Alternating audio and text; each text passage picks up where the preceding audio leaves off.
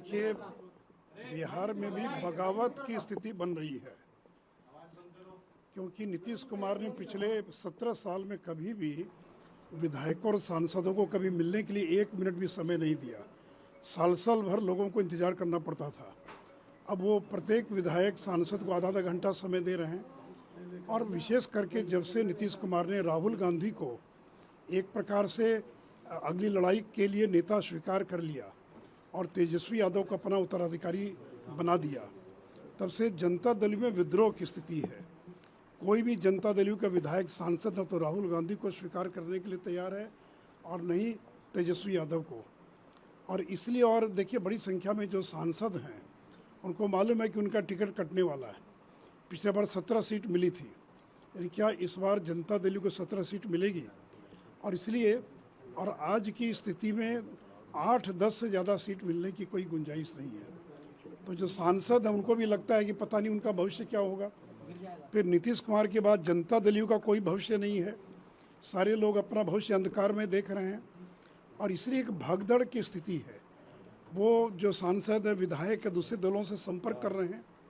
तो इसीलिए हम लोगों ने कहा कि भगदड़ की स्थिति है।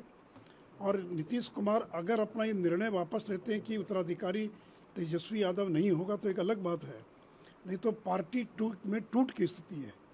और उन्होंने तो यहाँ तक निर्णय कर लिया है कि जनता दल का विलय कर देंगे राष्ट्रीय जनता दल में। अब वो समय की बात है, उसमें 4 महीना लगता है कि 6 महीना लगता है, और उत्तराधिकारी तो उन्होंने घोषित कर ही दिया है। तो इसी स्थिति में जो खलबली मची हुई है, इससे नीतीश कुमार घबराए हुए हैं। आगे आने वाले दिनों में कुछ भी हो सकता है, कोई इसकी गारंटी नहीं ले सकता है कि जनता दल में कुछ भी नहीं होगा, क्योंकि लोगों को अपना भविष्य अंधकार में दिखाई पड़ रहा है जनता दल के। आप लोगों की तरफ भी आ सकते हैं, आपका है कुछ भी हो सकता है। पहले भी नहीं आ ही सकते। देखिए, बड़ी संख्या में लोग हम लोगों के भी संपर्क में हैं, लेकिन अब किसको लेंगे नहीं लेंगे, लेना कि नहीं लेना, बहुत सारी चीज़ों पर निर्भर करता है।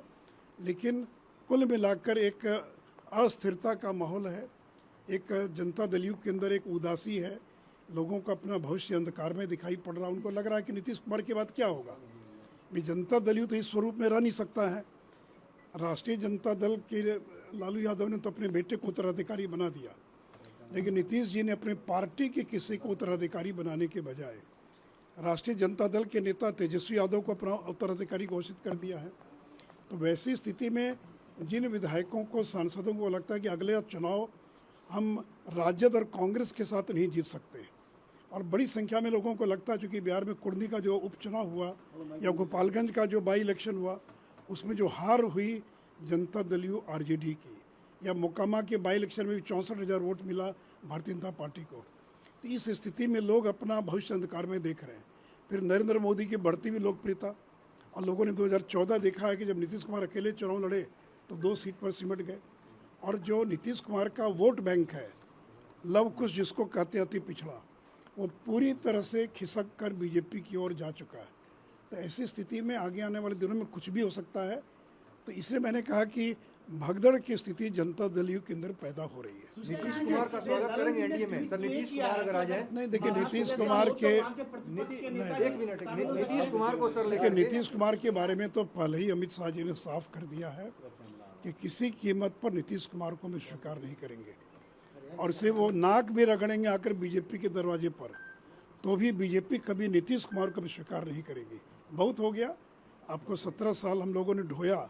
अब बीजेपी नीतीश कुमार को न तो स्वीकार करेगी और नहीं ढोने के लिए और भविष्य में तैयार है। ललन सिंह ने ट्वीट किया है कि अगर महाराष्ट्र जैसा बिहार में हो तो क्या प्रतिपक्ष के नेता महागठबंधन में शामिल हो जाएंगे? देखिए, मैं कोई ललन जी का कोई बात का जवाब नहीं दूंगा, वो जवाब देने लायक कोई विषय भी नहीं है।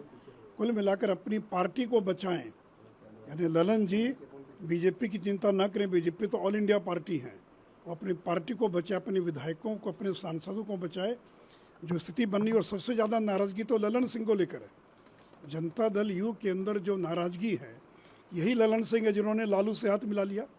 पहले लालू को जेल भिजवाया, अब लालू से गलबैया कर रहे हैं।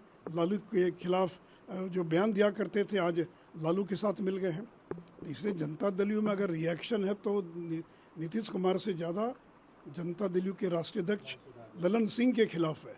और लोगों को ये भी गुस्सा है कि आप चुनाव लड़े मिलकर बीजेपी जदयू, एक नेचुरल अलायंस था बिहार के अंदर, आपने धोखा दे दिया, विधायकों को बिना विश्वास में लिए आपने गठबंधन तोड़ लिया, और जिनके खिलाफ नीतीश कुमार जिंदगी भर लड़ते रहे उस लालू यादव की पार्टी से हाथ मिला लिया।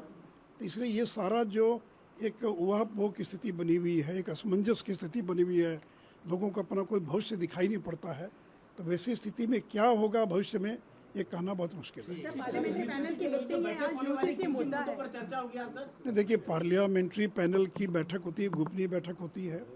कल मैं इतना ही कह सकता हूँ कि जो पर्सनल लॉ है, रिफॉर्म्स इन पर्सनल लॉ, इस मुद्दे पर हम लोगों ने लॉ कमीशन को बुलाया है, भारत सरकार के मंत्रालय को भी बुलाया है।